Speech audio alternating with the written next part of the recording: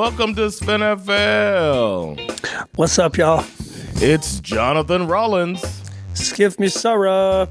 And we're two Americans living in Sweden talking about football. Yeah, we are. We're back. It's week 15 is upon us. It's starting to get sad, man.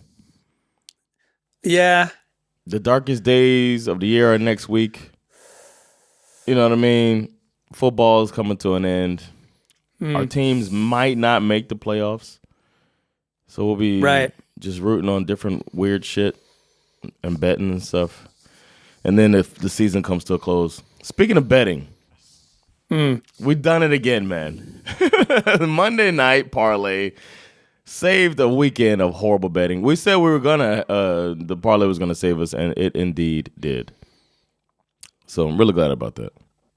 Yeah, we saw the future. It's crazy. But yeah, we can Which get right is into that. cool. Actually, the Monday night game was the Cowboys-Bengals. We knew the Bengals would win this game. We felt that they would cover. We knew they were more than 3.5 points better than the Cowboys. And it was in Dallas, and that doesn't mean shit this year. Dallas is losing at home and normally losing big at home. But then at the end of the game, it felt like we were going to lose that bet because I don't know if it's worth talking about it. I feel like maybe in this situation we can look at the last sequence of this game, exactly what happened. It's there's so many conclusions that you could draw from that final sequence that essentially set the Bengals up to score the game-winning touchdown. Yeah, because we got a penalty. The game, right? A penalty leads to 3rd and 20. So now we're looking like, oh shit, 3rd and 20. Most teams would do for 2 minutes, 25 seconds left, as you see on the screen here. 3rd and 20, just had a penalty. Maybe you do a screen, maybe you do a draw, but you got Chase. Maybe you go for the big play, but 2:25 left. I don't know. So here's what happened. I don't know if we want sound. I don't want to get blocked. That's okay. We got sacked right here. Right. That's anywhere near Turpin if you can help. So we see the sack. Okay, now they're going to punt. Punt is blocked.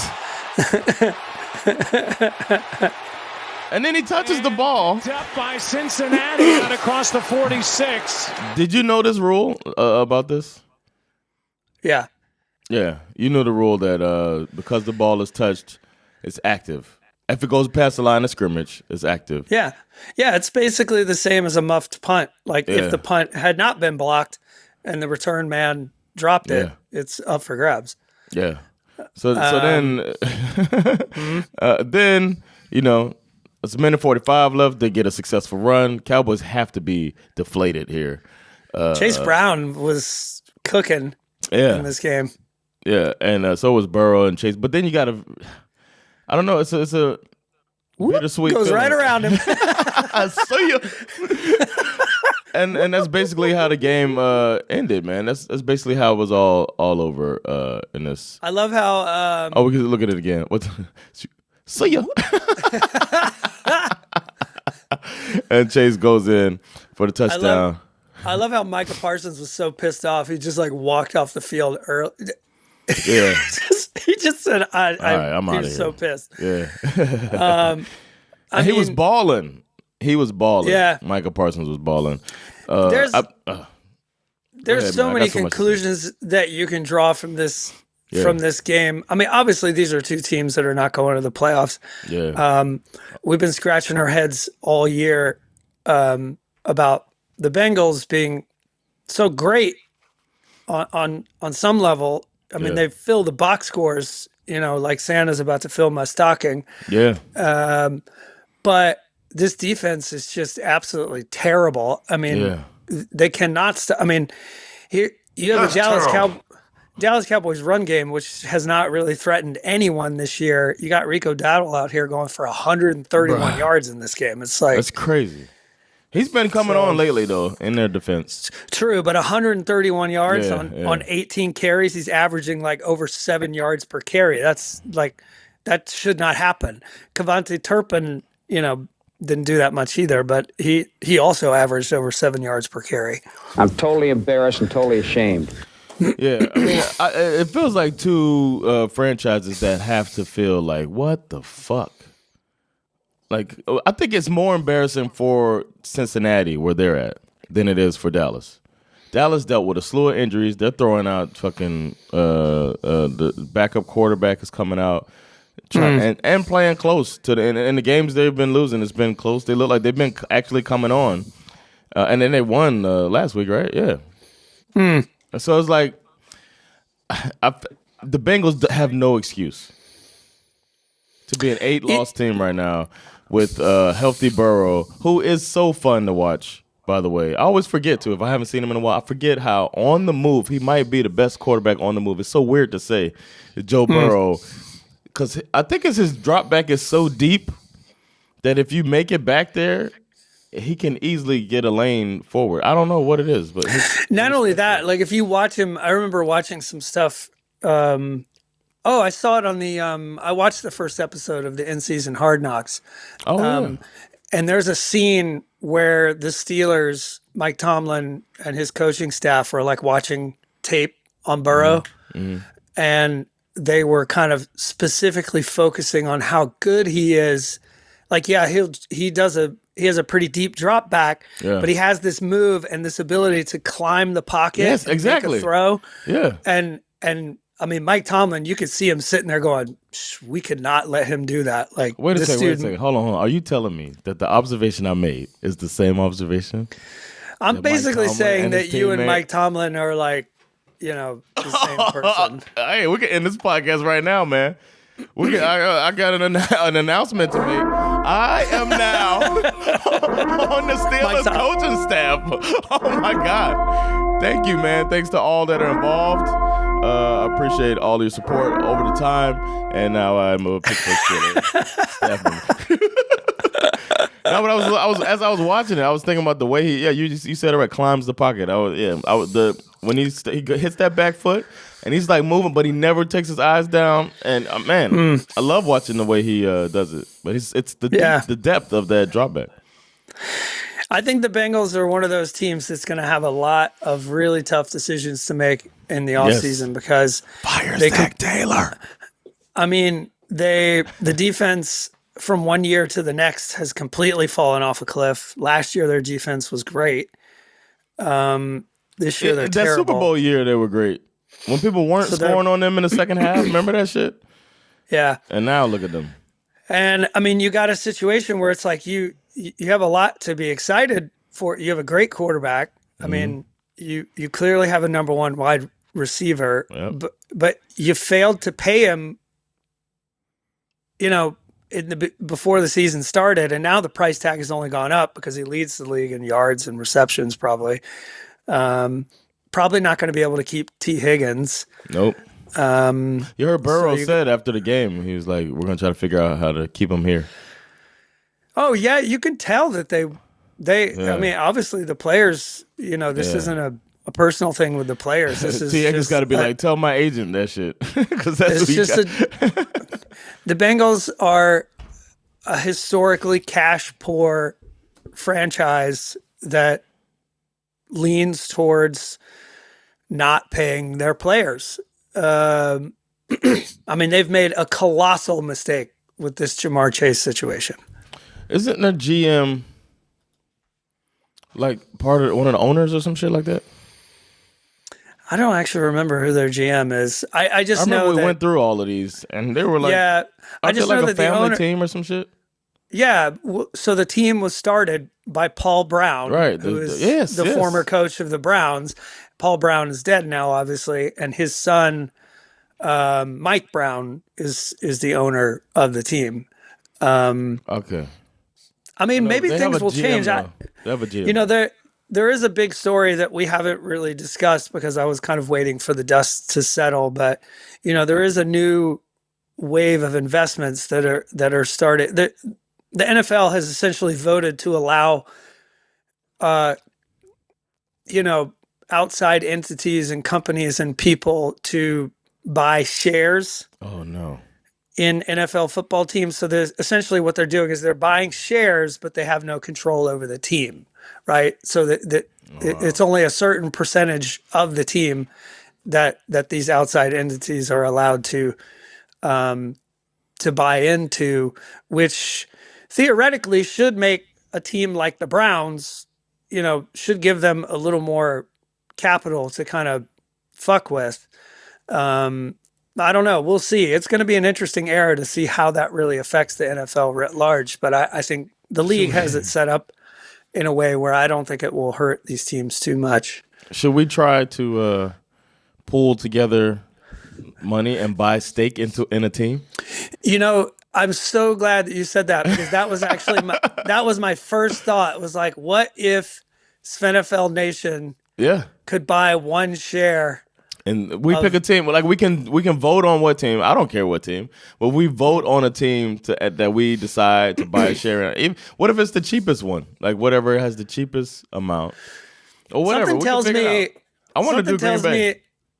Something tells me that if everyone who listens to this podcast were to pool their money together, we would probably barely have enough money to buy a fucking sandwich. So I don't know. What would a share go for? Maybe secretly we have some millionaires listening to the show. I have no idea. If we do, then why the fuck aren't you on Patreon, bro? Let's go.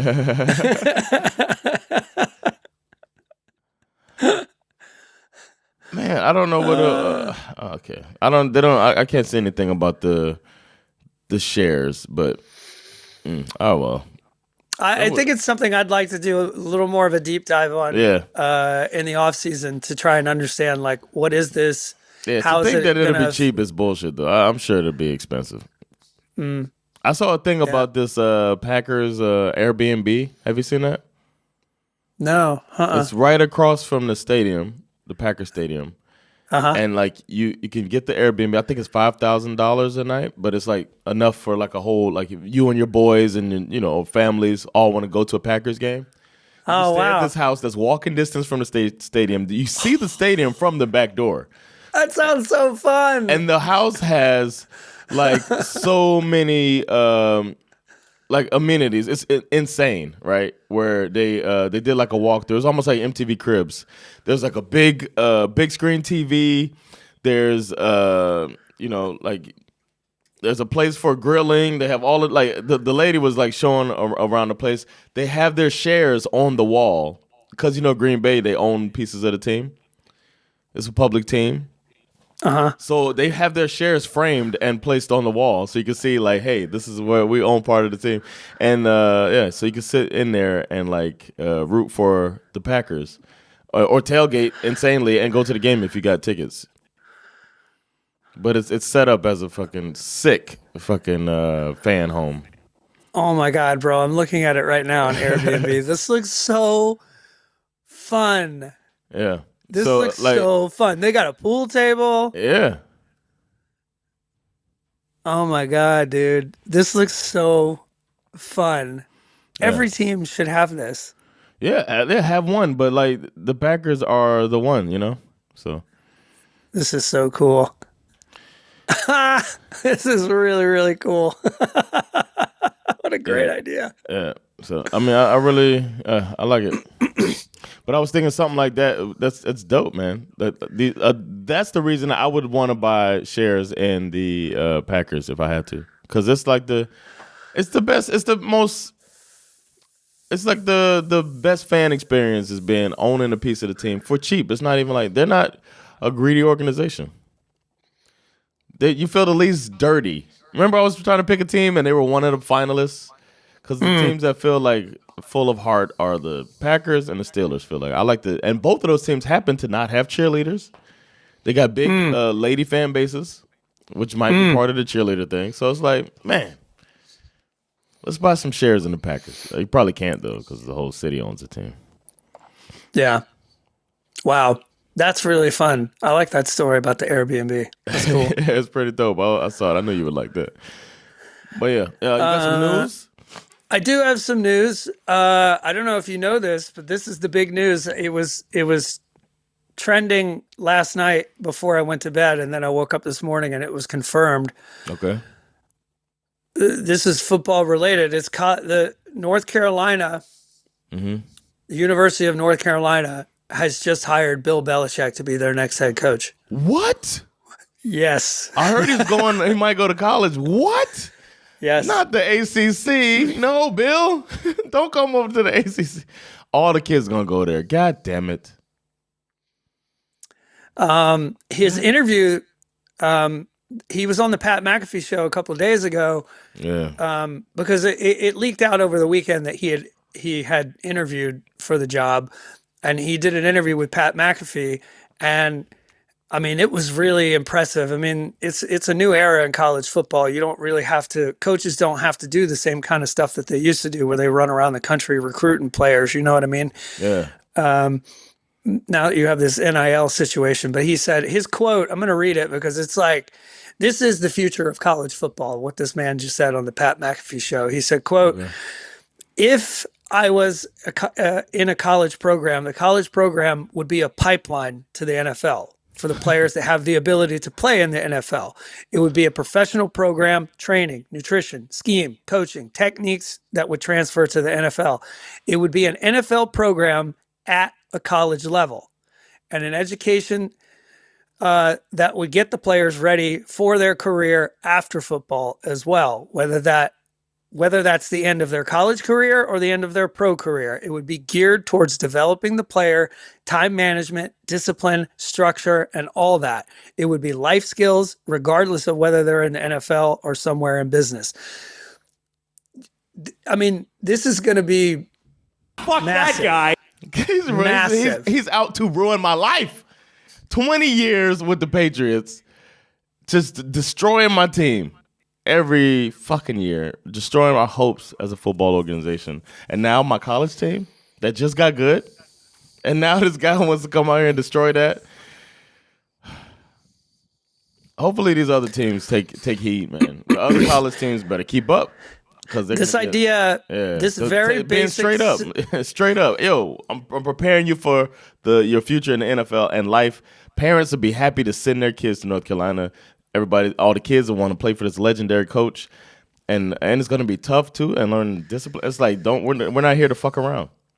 I mean, his basic selling premise that he's going to create an NFL program at the college level is probably like one of the most brilliant statements that's ever been made by a college football coach. Yeah. They've been scared to say that shit. This is going to be bigger.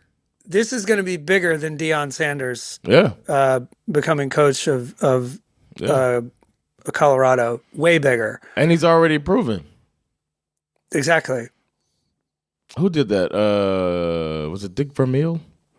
Trying to think of who came from the pros, because there's so many that went college to pro. I guess you could say Chip Kelly, but he went college to pro and then came back to college. Yeah, that's happened a few times. Think, Charlie Weiss, you know what I mean, stuff like that. But we don't have that. Did Pete Carroll do that too? Pete Carroll went. I don't know if he was Jets. He was Jets, and then he was USC, and then back to the NFL. Yeah. Yeah. Okay, or Patriots. One of them, the Jets or Patriots. I forget. I think he was Patriots first. Was it Patriots? Okay. I can't remember, but yeah. Anyway, this pretty big story. Yeah, it's huge. It's a pretty big story. Devastating for me. Yeah. North Carolina beats us anyways lately, and now we're gonna have Bill Belichick over there with the disciplined ass people that are focused and shit. Oh yeah, and Miami's over here. Yo, y'all can come party here. And Bill Belichick's, hey, I'm getting you ready for the NFL and the future after the NFL. Yeah. And I'm sure he's serious about it too. After seeing so many players, after having players like Aaron Hernandez on his team, you know what I mean? Those types of players that like could have used some guidance in college, but got the Urban Meyer treatment. Imagine that, man. I mean, it's going to be huge, dude. I'm telling you. Damn, that's huge news. Wow, what else going on? Well, I think you mentioned it before, but Cowboys linebacker DeMarvion Overshown, he is done for the year. He apparently tore his ACL, his MCL, and his PCL all on one play. That is not good. No, for they him. said it might be next season too. That's a lot to recover from. Yeah. God damn. Saints Derek Carr is going to miss the next several weeks with a quote significant hand fracture. I don't know if anybody saw that. He made Derek Carr, for whatever reason, suddenly thought he was Josh Allen and tried to jump over like 4 people at the same time, and he wound up landing on his hand. I think he broke his hand and got a concussion on the same play. I was like, what are you doing? Idiot. Raiders Aiden O'Connell was diagnosed with a bone bruise. It appears that he may actually have an opportunity to play this week, which to me was a little disappointing because, you know, the Raiders play the Falcons this week. And if O'Connell doesn't play, then that means Desmond Ritter is going to be going up against this whole Falcons. Revenge for Ritter. Which, like, I mean, the Falcons are born to lose that game. You know what I mean? like, that's just like who we are. Like, remember all the shit that happened last year? We lost to what the fuck was his name? The fucking rocket scientist. Oh yeah, Dobbs. Yeah, we lost to him, and he didn't even know that. Like, they were literally teaching him the playbook on the sidelines in the middle of the game, and we still lost to him. We lost to Kyler Murray in his first game back, and we lost to some other goofy quarterbacks too. I would 100% put my entire life savings on the Falcons losing this game if Desmond Ritter is starting quarterback. Let's see. We got 49ers are still fucked up with injuries. You know, a lot of people went out and picked up Isaac Guerrero on their fantasy team last week. Everyone spent their whole budget to try and get this guy. Looks like he may not play, which would force the 49ers to use what is effectively their 5th string running back when they go up against the Rams. But, you know, it is a Shanahan system. So he's going to get 150 yards, 2 touchdowns. I feel like you and I would get 150 yards if we played running back in this offense somehow. Let's see. Justin Herbert's a little banged up, dealing with an ankle injury. We'll see what happens to him. Man. Damn. Commanders Noah Brown out for the season with internal injuries. I love when they don't tell you what it is. He just has an internal injury. That could literally mean anything. It's on the inside. Is he depressed? Like, is he heartbroken? He's got a heartbreak. He was his girlfriend left him, so you know how that is. He won't be able to play. And I think, I don't know if I said this off mic or on mic. My world is so retarded right now. But Tommy DeVito will be starting for the Giants against the Ravens this week.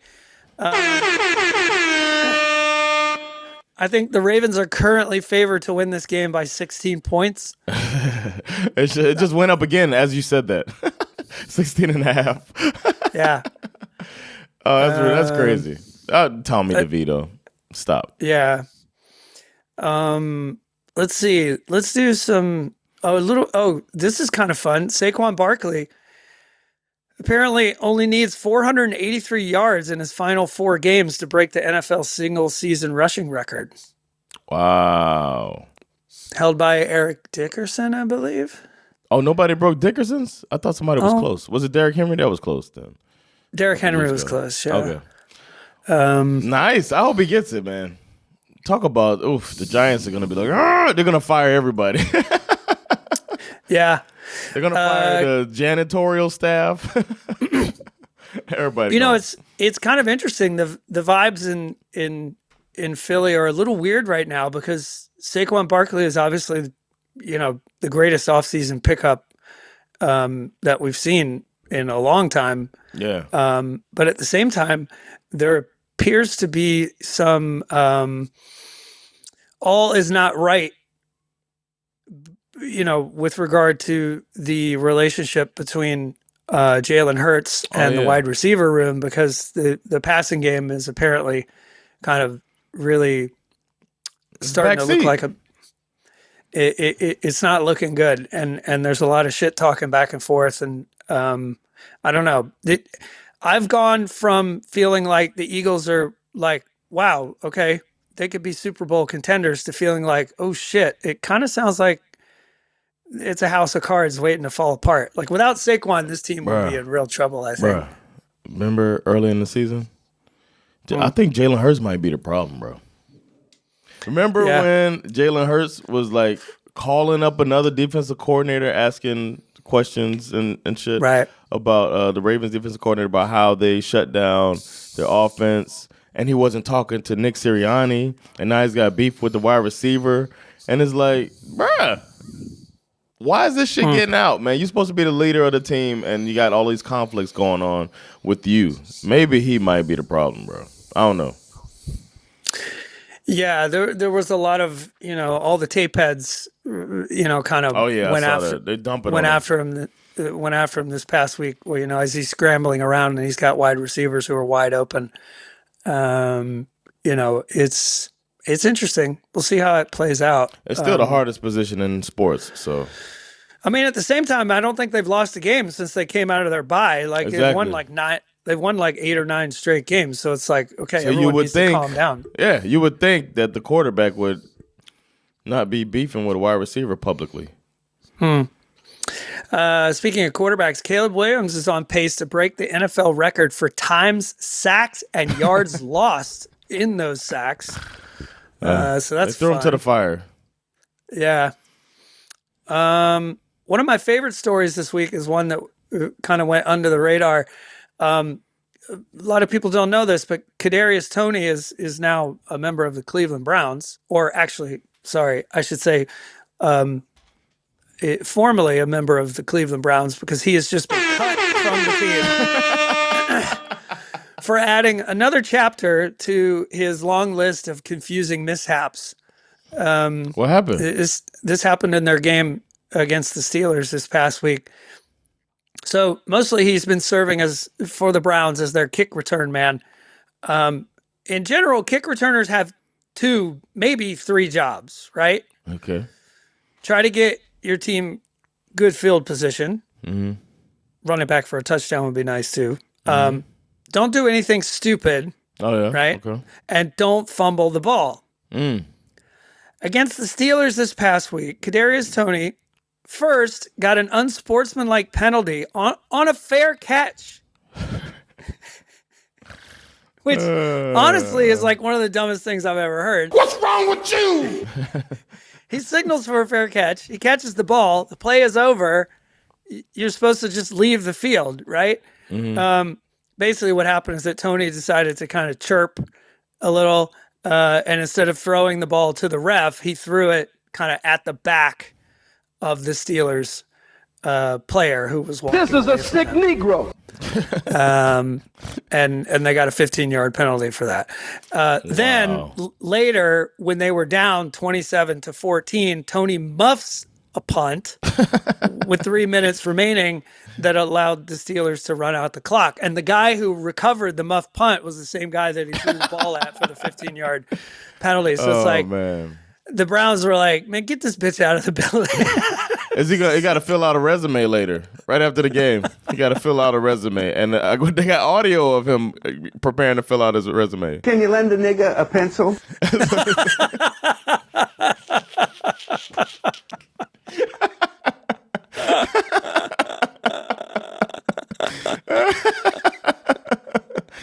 I don't know what's wrong with him. Oh, my God. I don't know what's wrong with him.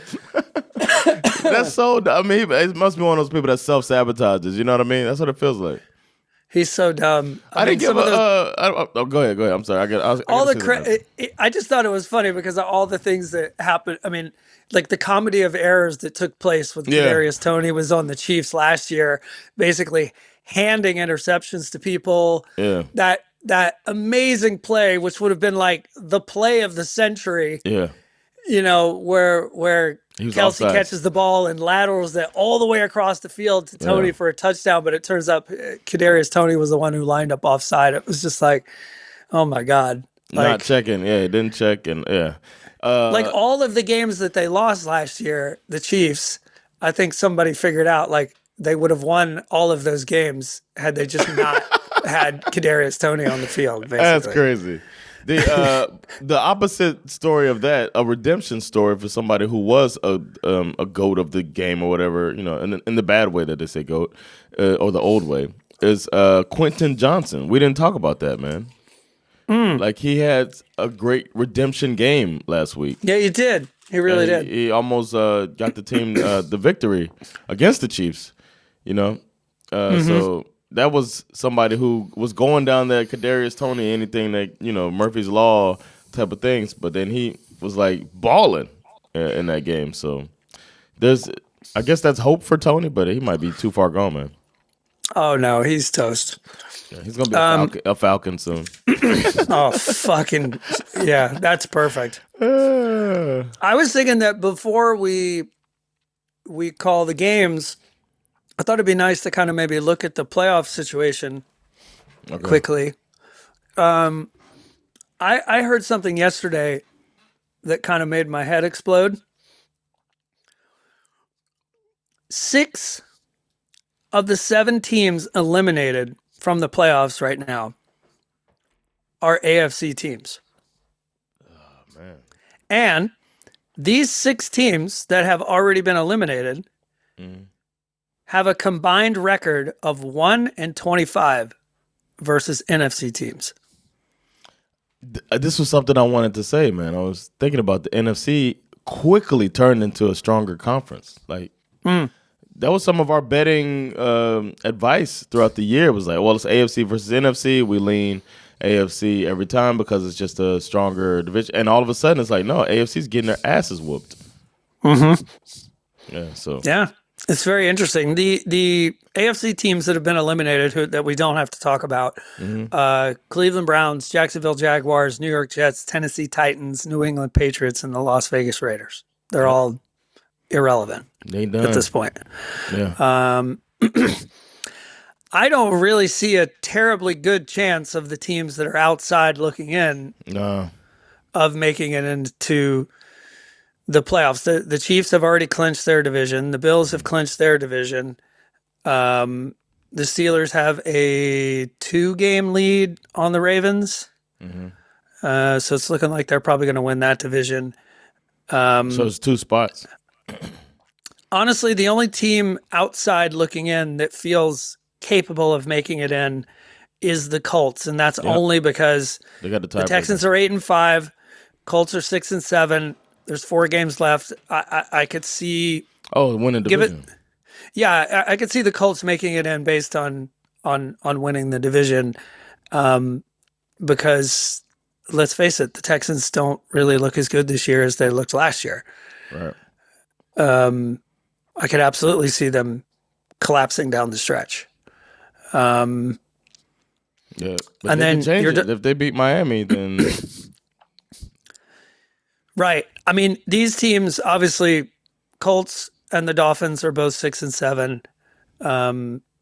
You currently have an 11% chance of making the playoffs. Your Dolphins.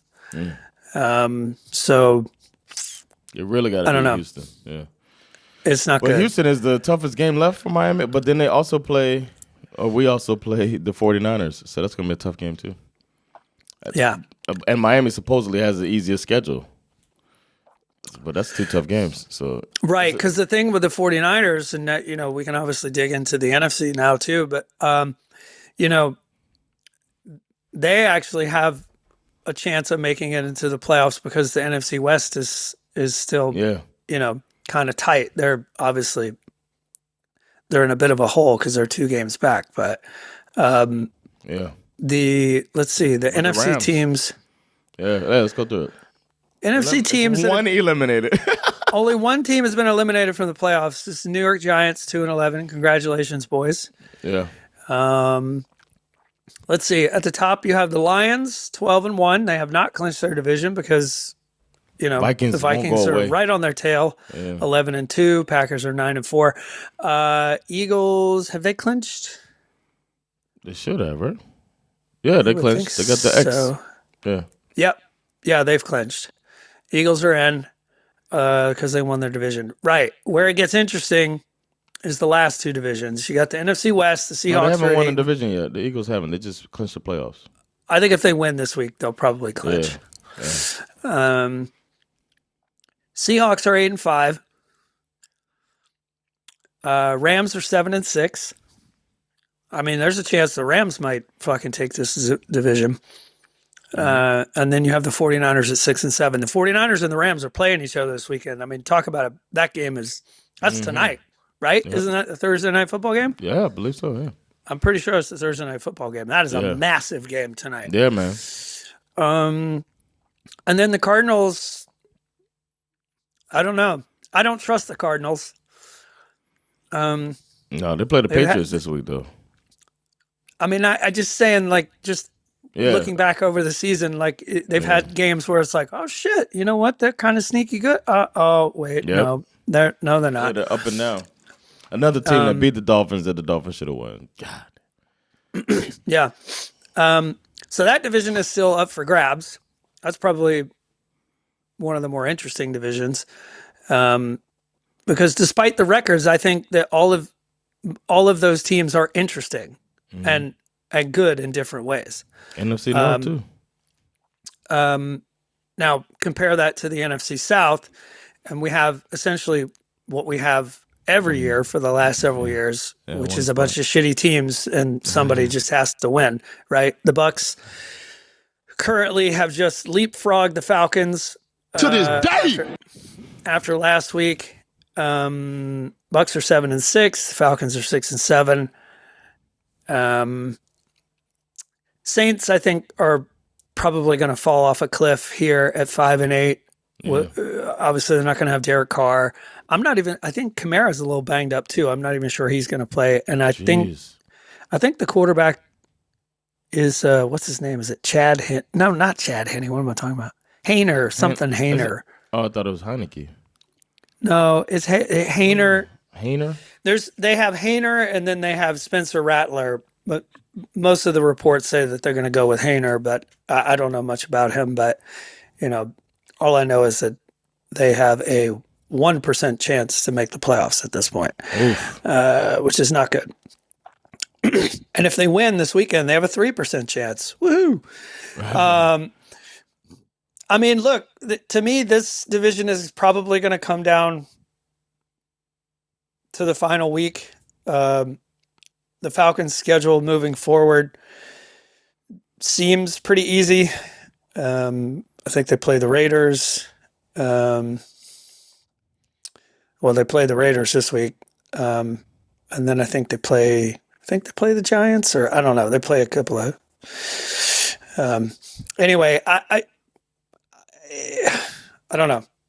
I expect the Bucs to win the division at this point. Yeah. I don't. I mean, their destiny is in their hands. We don't play them anymore. We've already beat them twice. And I don't know. We need to hope that they slip up and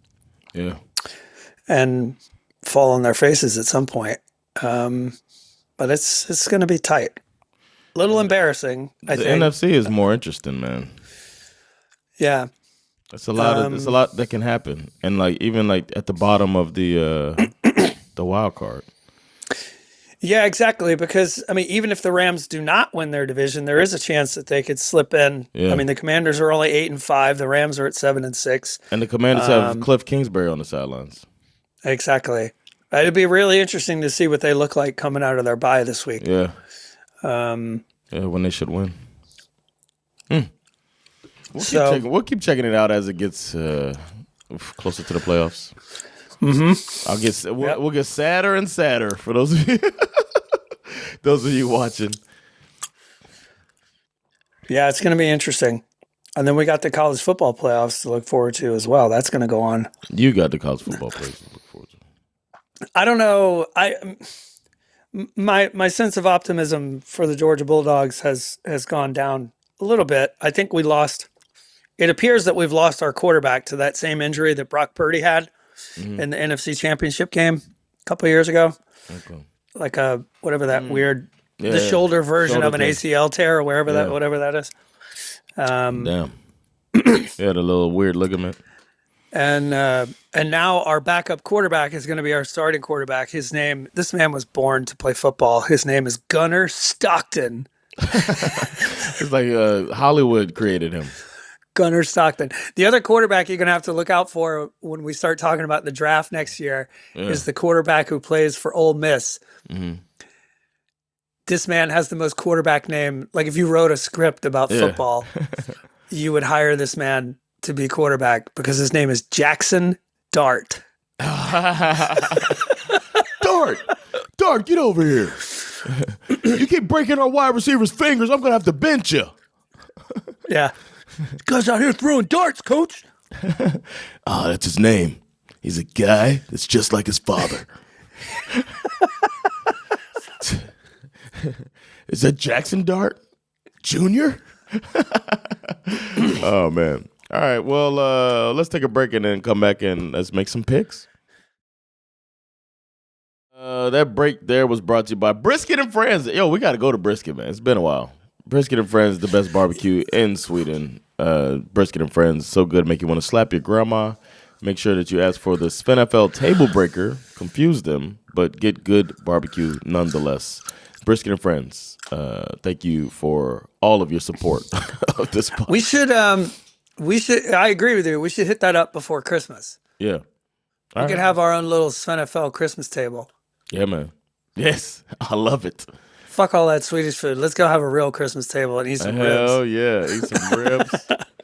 Eat some mother. I was in Malmö on. No, that wasn't Malmö. I was in Örebro, and I was on tour, and we were like walking to the train station. We had some time, and I was like, let's just grab something real quick. And as we were walking to look for a place, I saw a barbecue shack. A barbecue restaurant, and I was just looking at the list, and I was like, they got what? Pulled pork, and they got ribs and mac and cheese. We're going here. No more light lunch for me. I was talking about a salad, and then we went in there and just ordered a bunch of shit on a big table platter. I wish I remember the name of it. I think it was called Hoots. Barbecue. Okay. Bro. Yeah, man. It was dope. Really good food. My mac is better, but I mean, I got legendary mac and cheese, so I'm sorry. But yeah. I don't know what to say, man. I can attest to that. And the fried mac and cheese balls. Oh yeah. I didn't even. Yeah. So it is called Hoots. It's Hoots in Örebro, and I went there. So shout out to them for the good ass barbecue. But they don't sponsor us. But shit, neither does Brisket. But that shit was banging. So if you're in Örebro, swing by Hoots and get some good barbecue. And it was a big portion of mac and cheese. It was enough for two people, the portion of mac. So we were eating that. And the coleslaw was fantastic. It was on level with your coleslaw, bro. Nice. Yeah, because most people fuck that shit up. Yeah, people be fucking up coleslaw. And they had the right amount of sweet and the right amount of they had the sugar and vinegar level was good. Tangy and sweet. Yes, it was good, man. So yeah, I was impressed. And they had like barbecue, like they had like sandwiches. So I had one of the, I was with my tour manager Mimi, and she ordered like the chicken barbecue sandwich, and I had the pork barbecue sandwich. Man, that shit was banging. Love fries, though. Fries, I don't understand why they have fries at these places. You don't need that. Just a little tip. You don't need fries at a barbecue joint. No, it's just not. It's not necessary. Potato salad. Use those potatoes and make potato salad. All right, y'all? Correct. That is the correct answer. Correct. Yeah. Potato salad and fries. Don't do that, barbecue places. Make some goddamn potato salad with those potatoes. Instead of buying a pack of fries and heating them up. All right. How are you situated going into the fantasy football playoffs? Man, I honestly have no idea. You don't know? I don't know, man. I could look at it now because I think we're going in the SveNFL league. We're going into first round of the of the fantasy football playoffs. I think we don't have as many players in the relegation league, so the playoffs, I think, for that league starts next week. Okay. Yeah, I don't even know. I really, honestly, this year is the least involved I've been. It doesn't look like we're going to play. Oh, we're in 4th place. You're in 4th place. Yeah, so we're good. I'm in I have a first round bye, so I don't even have to sweat it this week. Ooh, look at you. Well, Champ is holding it down. You can call me Champ. And he's doing his thing with the fantasy. We'll see. We might have to take that nickname away from him if I win it this year back to back. That's Champ and Champ. Like, you're really. You can call me Champ and Champ, bitch. All right. But you're flipping this week, right? Sure. I'm saying you're calling the flip, right? Because I want. Okay. Right? Didn't I call tails and nailed it last week? Yeah, you're right. So I'm calling it. All right. I already know where I want to go. I'm ready.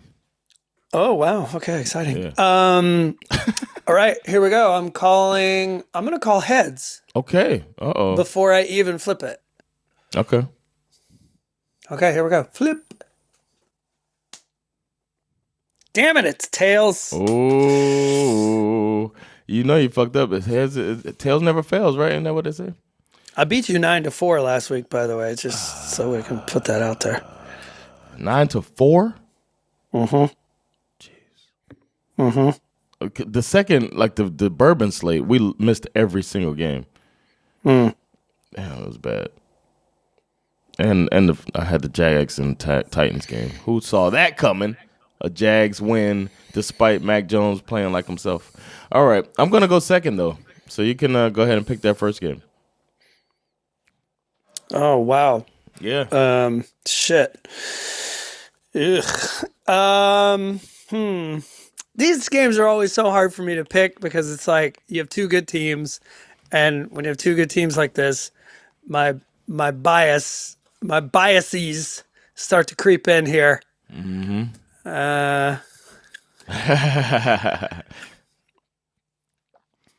But after watching what the Rams did last week to the Bills, I mean, the 49ers beat up a shitty Bears team last week. I'm going Rams. I'm going Rams. Nice. And that that brings me to a question I have for you. How will what's his name? Kyle Shanahan lose this game? What Shanahanigans will make your prediction come true? Look, Kyle Shanahan gets a lot of credit for this system that he created, right? That he inherited. This, right, exactly. That he created in quotation marks. But the problem with Kyle Shanahan's system is that it can only succeed for so long. It's kind of like America if you think about it, right? You create this amazing country with this great system where everybody can thrive and you have this strong middle class, but then slowly the system gets tweaked and twisted, and now only the rich get richer and the poor get poorer, and the whole thing starts to collapse like a house of cards, and that's what we're seeing this year with the Shanahan system. This is a battle for whose tree. Whose tree is it? Ooh. Whose tree? It's tree battle. Oh. It's a tree battle. Is it the Shanahan system or is it the McVay system? I'm going to roll with McVay on this one because I think Shanahan's system is collapsing in on itself right now. Okay. No surprise there. All right. The next game is the Chiefs and the Cleveland Browns. And I think the Chiefs are going to zag and they're going to actually cover the spread. They're going to beat the Browns this week. Yeah, they're currently favored by 4 only. 4? A 12-1 team versus a 3-10 team, and they're only favored by 4. That means they're going to lose. That's pretty interesting. No, they're going to cover that spread, man. Okay. Bengals are, is that right? Am I crazy? Yeah, you're right. Bengals Titans. Am I looking at the right thing? Yeah.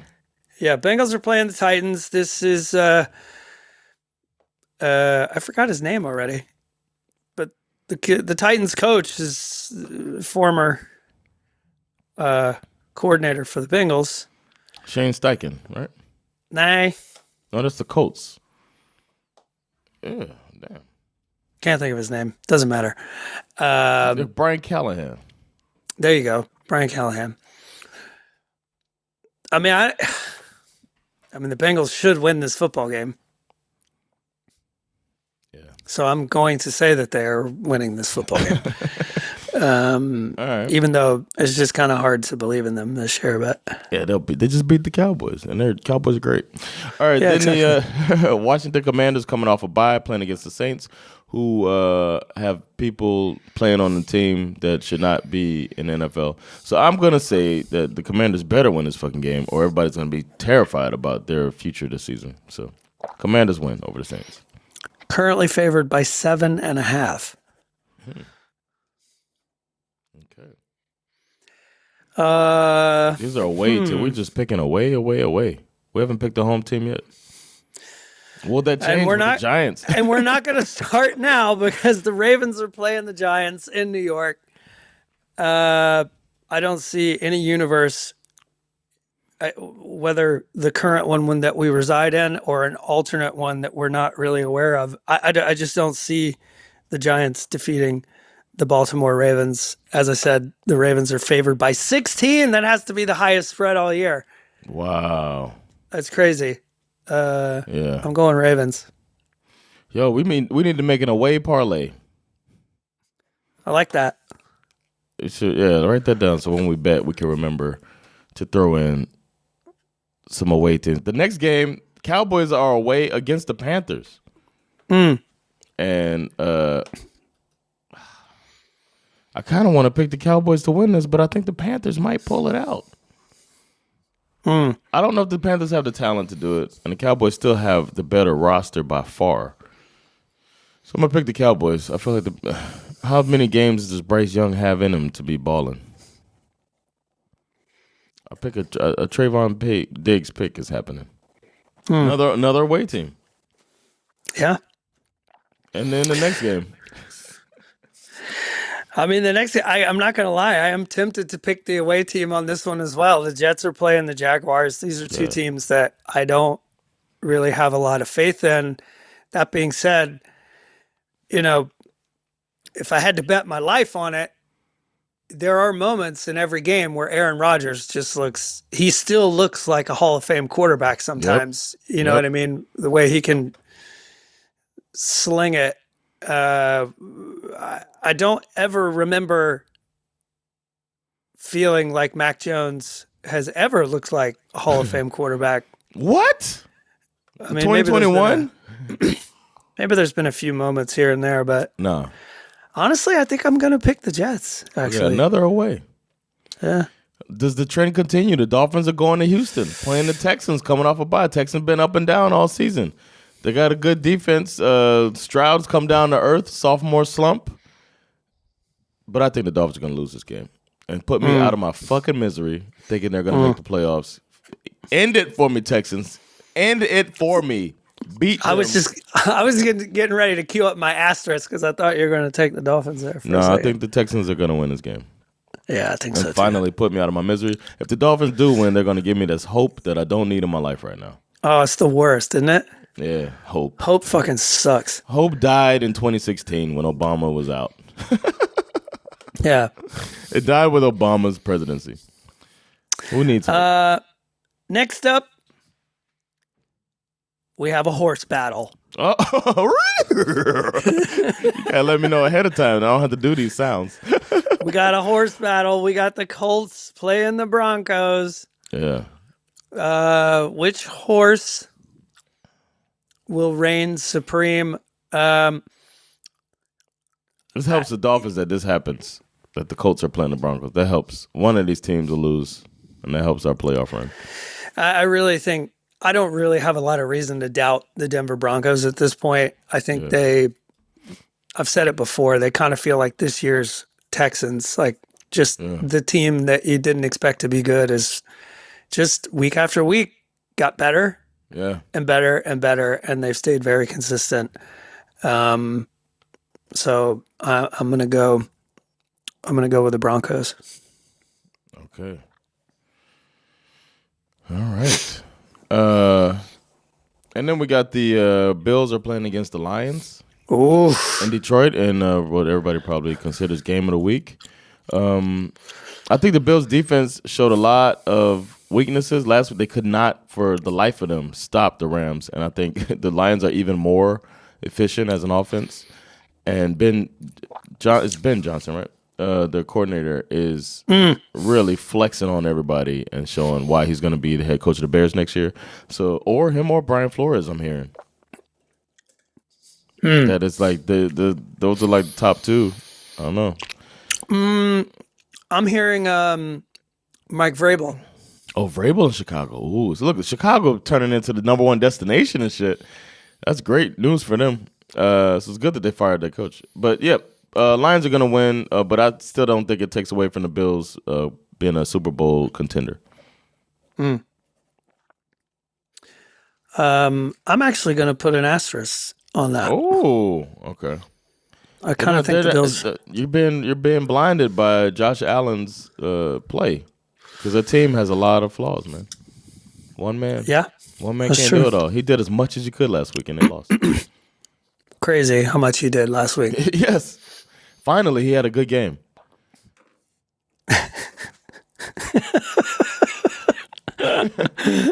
Guys, one good game, and they call him an MVP. All right, next up, we've got the Pittsburgh Steelers.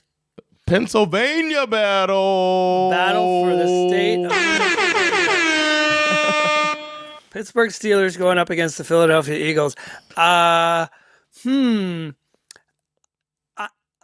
a little surprised at the line on this game. What is it? Philly is favored by 5.5. Oh, Lord. Damn it. They're trying to help you out. I feel like they're just begging me to go underdog here with a team that I think is like, I could make so many legitimate arguments for why the Steelers would win this game. I don't understand why why Philly is handing them 5.5 points. So I'm going underdog. I'm picking the Steelers to beat the Eagles this week. You know what? We need a barking sound. I'm going to get a barking sound on here for when you pick the underdog. Get something like that. Yeah, I'm here for it. Another potential underdog game. Patriots are playing the Cardinals. What's that spread? Cardinals are favored by 6. Look at that. I could challenge your underdog thing, but you know what I focus more on? Our bet. Even though last week was trash, but it sucks that we hit 1 week 16. But I got to say the Cardinals will win this game, though. Even though I wouldn't be surprised if the Patriots do.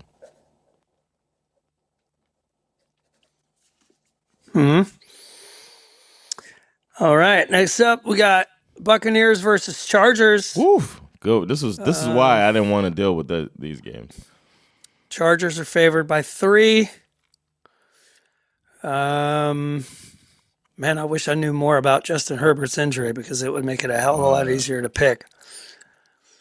NFC, AFC. Which we know what that means this year.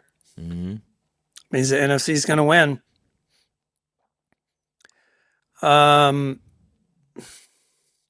Your boy Ken is going to fucking give me the business if I pick the Buccaneers. Man, fuck Ken, man. Fuck that guy. I am going to pick the Buccaneers. Yeah, that's right. In part because I feel like I'm a little concerned about the lack of information about the Justin Herbert injury at this point. My guy, former Bulldog Lad McConkey, is a little banged up. I'm really not impressed with the Chargers' run game since they lost J.K. Dobbins. And I think the Bucs are out here, with a lot to play for, to be honest. So I'm going to go Bucks. Okay. Packers are playing the Seahawks in one of the these are two teams that have great home field advantage. So it's going to be a lot of crowd noise and whatnot in Seattle. But I think the Packers are going to win this game. Packers. You're going to give me an asterisk? It's difficult to trust the Seahawks like that. Yeah, exactly. That's where I'm at. Plus, I think they're going to slip out and not win that division. I mean, yeah. But I do want to throw out there that I feel like the Steelers have peaked already. I want to throw that out there. You think the Steelers have peaked? Yeah, I was just thinking when we were talking about Steelers-Eagles, I think the Eagles are going to win that game. And the Steelers have peaked, and they're going to drop off. I don't think they're going to win that division. I think the Ravens are going to pull it out. And the Steelers are going to lose a couple more games. Ooh, I'm definitely putting an asterisk on that. I didn't pick it. I know, but I'm just going to remind me. I'm just putting a theoretical asterisk on what I said. It's a hot take. I think they peaked, man. I really think the Steelers are going to start. Yeah. All right. You got the Bears Vikings, right? I do have Bears Vikings. I feel like Minnesota should be favored by more than 7 points in this game. Yeah. I think Caleb Williams going for the sack record. He's. I feel like Minnesota could help him break that sack record just in this one game. I don't know how many more sacks he needs, but I think he's going to find himself sacked, laying horizontal more often than he would like to. I think, as much as I think it would be fun to pick this as an upset, I'm not gonna be stupid about this. I'm gonna let you have the Bears. Thank you. And I'm gonna go with the Vikings. Okay. Well, I think you are correct. All right, and then the final game is your Falcons are playing a Monday night game against the Raiders. Why did this not get flexed out? I don't know. Honestly, who and also don't they flex Sunday? I guess they have flexed the Monday game before. Even before that had to be 2 weeks we ago. Know, even before we know what we know. Like, why at the beginning of the year did you think, Monday Night Football, Falcons, Raiders? Yeah. Who fucking came up with that idea? I don't know, but I think the Falcons are going to win this game. I think Kirk Cousins is going to sleep with his wife more than his wife will sleep with somebody else. So he's having sex with his wife, and his wife is not having sex with other people on this game.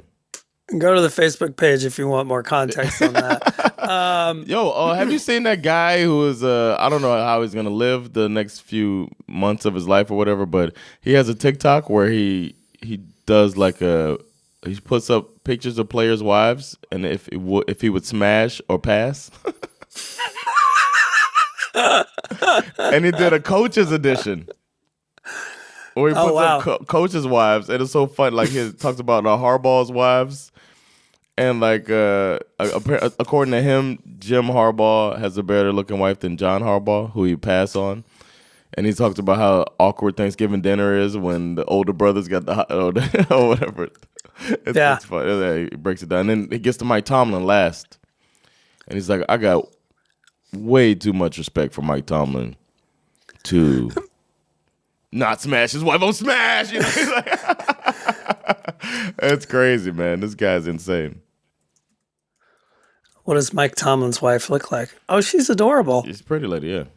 She's very cute. She's not like... She's a fashion lady, too. Yeah, she doesn't look like an Instagram model like a lot of these slutty Instagram model. Yeah. So we were just doing this the other night with the kids. So I don't remember how it came... No, it came... Somehow it came up. I'm smashing.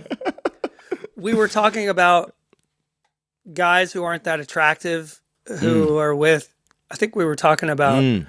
Oh, he said that about McDermott. It's proof, guys, that it's if you got a bank account, you can get with a hot chick.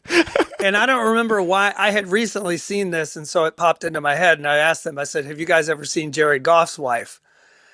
And I pulled up a picture of like Jared Goff and his wife, and both of the kids were like, oh my God, how has he done that? Jared Goff is just like kind of a boring looking dude. He looks kind of like Ryan Gosling, though. He's like, yeah. And his wife looks kind of like Megan Fox. His wife is a fucking smoke show. She's a pretty lady. She looks like a nice lady, but she's all. She does look like Instagram-y model, like the new aesthetic. Exactly. This Kardashian. I like Mike Instagram. Tomlin's wife. She looks like a normal human being. Right. This lady looks like she's already doing fillers and Botox and shit, and boob job and all that stuff that they do nowadays. So, pretty lady though. I guess it's the thing now. I'm getting annoyed because I think my wife's a beautiful lady, and she's talking about, because of these things, they're talking about Botox and fillers and all of this shit, and I'm just like, don't do that stuff, man. But then again, nowadays, it's like, you can't. Why not? I don't know. It's hard to. It's like I stay out of that shit. You know how I realized there's a lot of things that tipped me off that my wife was a real one. First of all, she's naturally a very beautiful woman, always has been. Yeah. But I don't know if you know this. She married me, obviously, and my father, when he was alive, was a plastic surgeon. Oh yeah. And not once did my wife ever go, oh, I want to have this done, or I want to have that. Like, and it would have been free. And he made it clear to her, like, whatever you want to do, it's free for family. And she was just like, yeah, I don't see the point, to be honest. Damn, and her friends thought she was crazy. It was like, oh my God, you married the son of a plastic surgeon and you got free plastic surgery. You're not doing anything. And they're just like, I've always thought that was kind of a cool thing about it. That is cool. That's dope. Shout out to Joanna. Yeah. And my dad's a dentist, but he fixed my wife's teeth. No, I'm just kidding. My dad's homeless, and he shares his cardboard box with Sandra whenever she's in town. No, no, I'm just kidding. The sexiest matchups, man. It's that time. I want. You can go first. I think we have the same game, so it feels like it's only right that you talk about it. I don't know if we do have the same thing. Oh, well, what you got? You know, when I think about the sexiest matchups, usually for some reason it falls under the category of like most hated, aggressive, like people, like that situation where you're having sex with someone you don't even like. You're just fucking somebody that you hate. And that's kind of how I feel this week about the Eagles battling the Pittsburgh Steelers, the battle for Pennsylvania. Yeah. There's something about that in-state rivalry. Maybe it's a college football thing that is kind of in my blood. But you have two teams. Both have great defenses. Both have interesting offenses. A little suspect in different ways. But I think there's so much pride on the line. You know, and I think that's where it comes in. Like when you're fucking somebody you hate, you got to make sure you're really good at the fucking. Right? Mm-hmm. It's like, we ain't going to walk away from this and she's going to be like, yeah, I fucked him, but he wasn't that good. I want her to walk away and say, I hate that motherfucker, but damn, he can lay some pipe. And that's how these two teams are going to go after each other. They're going to be out there hating each other, but they're going to be trying to impress each other as they fuck with each other in the battle for Pennsylvania. I think there's a missed opportunity there because you mentioned pride and you didn't mention Rainbow Russ. That's true, actually. Pride. Rainbow Russ. Damn. Yeah.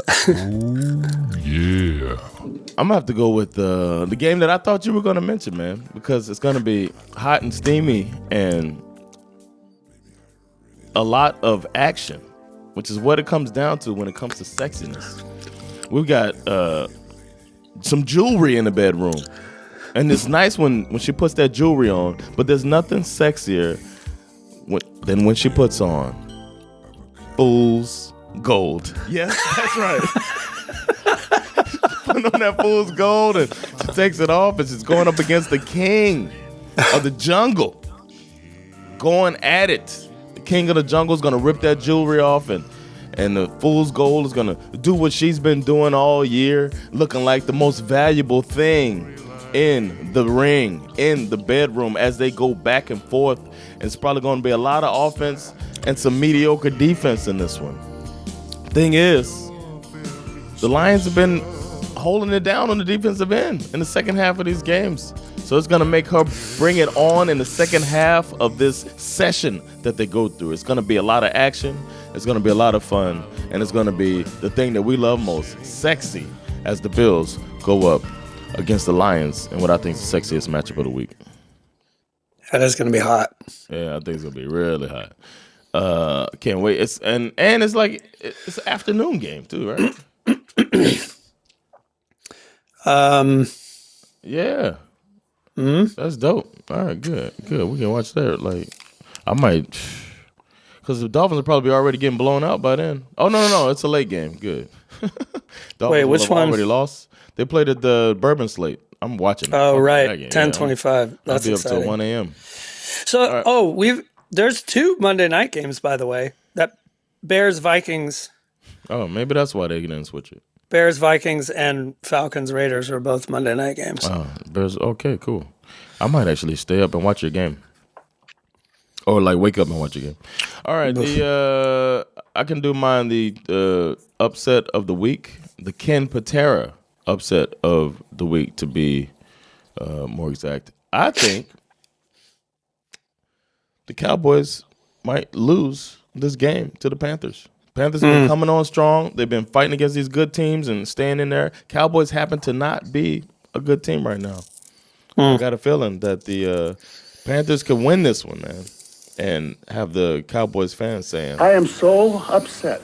Ken Patera. I could see that. Very logical. I could see it. I got to be honest. I was going to, just to be crazy, I was going to say Bears are going to beat the Vikings, like almost as a joke. But then when I saw that, the Eagles are giving 5.5 points to the Steelers, I'm like, you got to be fucking kidding me. Like that, to me, 5.5 points to Mike Tomlin and the way that those guys are able to fucking scheme up a defense. I think they'll probably focus on trying to shut down Saquon Barkley and force Jalen Hurts to try to beat him with his arm. And they got some dudes back there in the fucking secondary that can deal with that problem as well. So I really feel pretty confident that the Steelers are actually going to win this football game. I am so upset. All right. My John. Unlike you, who thinks they've already peaked. I think they peaked. We're going to revisit that next week. Damn, he's so mad. All right. Who's your John Starks bold prediction? What you get? Okay, my bold prediction. Or should I go first? Yeah, sure. Because as a matter of fact, mine is related to what you were just talking about. So I should go first and just piggyback on what you were talking about. Okay. My John Starks bold prediction is that the Steelers are going to try their best to put the ball in Jalen Hurts' hands. I think this game is deceiving. We think about these franchises and the teams as they're built, and we think knock down, drag out, hard-nosed football. But I think we're going to see Jalen Hurts drop back and throw the ball a bunch on Sunday. He hasn't thrown more than 38 passes in any games this season, and that was against the New Orleans Saints in September. Remember when New Orleans was just firing up and down the field? And the game was 15-12, so it would look like it was a knockdown, drag-out fight, but he still threw the ball 38 times. I predicted that type of game is going to happen, and I think Jalen Hurts is going to throw the ball more than 40 times in the Eagles' victory over the Steelers, the peaked Steelers on Sunday. When he throws the ball that much, we'll be saying, man, did this dude just did this? This is such a weird take that I was not prepared out of you. Yeah, I just call it like I come out see it, here man. talking shit about the Steelers. I love the Steelers, man, but I just think they peaked. Do already. you? Yeah. It doesn't sound like you love them. Hey, sometimes love means you gotta keep it real. Fair enough. My bold prediction is connected to your sexiest game of the week. Bills versus Lions. Currently, the over-under is set at 54.5. Okay. That is way too low. Okay. I predict that the Buffalo Bills and the Detroit Lions will combine for 75 points in this football game. Man, did this dude just did this? 75 points. That's got to be a fun bet. Both defenses have holes. Yeah. Both offenses are running on fucking rocket fuel. I like it. This is this game is going over. I like it. You can't bet more than 67.5. Oh, really? Yeah, so we're betting it. Yeah. I've already bet. In my mind, it's already been bet. Okay, nice. I'm betting with my mind. Bet with your mind. Smart man. All right. Well, shit. I think that's it, right? Is there any more that we need to? Any more superlatives? No. I think we're good. Man, we wrapped it up, man. Feels like it was a long episode, but we had a lot of news that we had to cover. So we had a lot to talk about. Got a lot to talk about. That's what we do, man. Here, there's that horn. That means you just heard something spectacular, or you about to hear something great. This has been SveNFL, and we'll be back to talk about the results from these games. Good luck to your teams, unless your team is the Houston Texans. Fuck the Texans.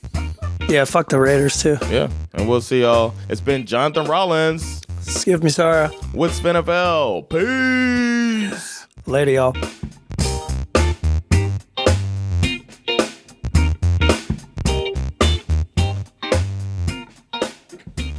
Get serious.